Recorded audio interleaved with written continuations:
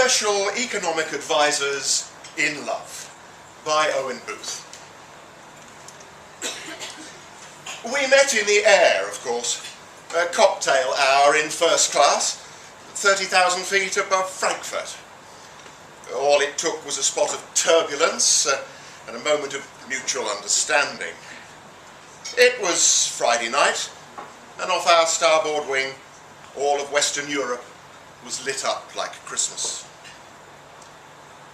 45 minutes later, we were on the ground and ordering champagne up to our room. You'd been on your way to consult on another round of bailout talks, and I was coming back from a guest spot at the World Economic Forum. We were young, beautiful, and stupidly rich. We spent the weekend playing "If you show me your fiscal stimulus policy, I'll show you mine." My position on interest rates, you told me breathlessly, is very flexible. We agreed on further exploratory talks. For the next few weeks, our flight paths crossed and recrossed in the skies over Germany and the UK and France. Not only were we ridiculously busy, but for tax purposes, neither of us was allowed to stay in any EU member state for more than 15 consecutive days. Officially, we were registered domiciles of principalities so exclusive, so ancient and so small that they don't even appear on maps. Those amateurs in Liechtenstein, Luxembourg and Monaco could only stare at us in gauche, atavist envy. Or at least they would have done if they had any idea where we were. We grabbed our moments when we could. 2 nights on the French Riviera, a stopover in Madrid, an afternoon at the palace of the President of the European Council. We cemented our relationship with a long weekend in the romantic Swiss lakeside town of Zug, which enjoys the lowest rate of corporation tax on earth and hosts the headquarters of over 12,000 of the world's largest companies. We stood in the underground car park of our hotel and marvelled at the rows and rows of gleaming new Ferraris, Bentleys, Maseratis, while somewhere across the water the sun went down behind the mountains.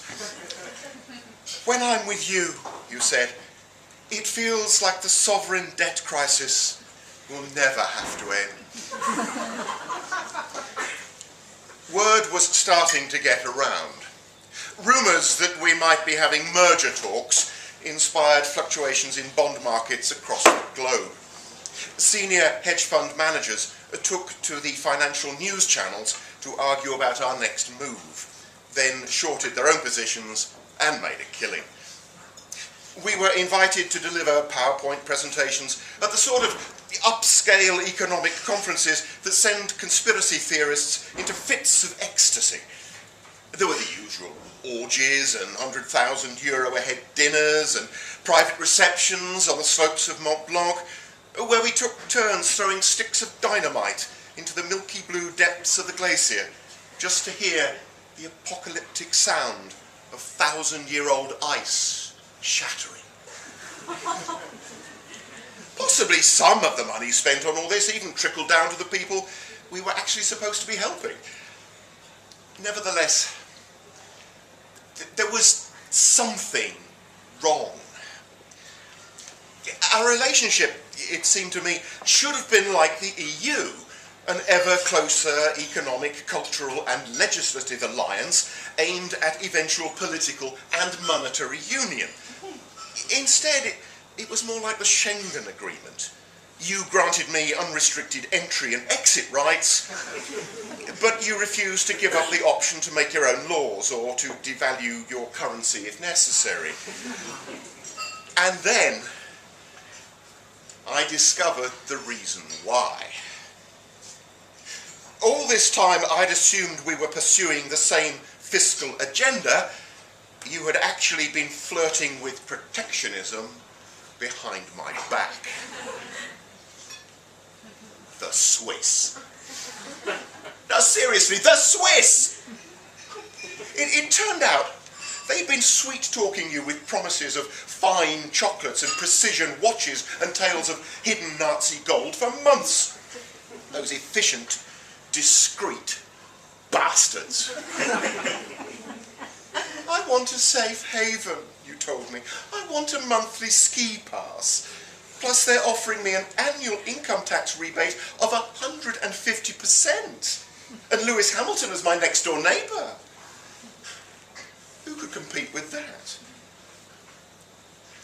I tried everything to win you back. I bought you luxury houses and a jet and your own island.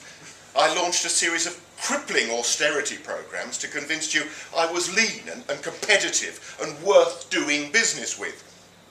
I took Portugal, Ireland, Greece and Spain hostage and demanded they sell off their airports, their schools and the naming rights to their unborn children. I was willing to lay waste an entire continent for you, but to no avail. It seems you will not be moved. Like Switzerland, you are beautiful, but cold, with a long history of awkward independence. True, your mountains are spectacular, and your wild, rushing rivers drain lush, fertile valleys, but your tunnels and bridges are all mined, ready to be detonated at a moment's notice in the event of an attempted invasion. You have more nuclear fallout shelters per capita than any other country on Earth. By law, every one of your citizens must keep a rifle and one of your famous army knives in their home. The metaphor sort of falls down if you look at it too closely. As for me, well, it was touch and go for a while. I have to admit I almost lost faith in the entire global banking system. But I'll survive.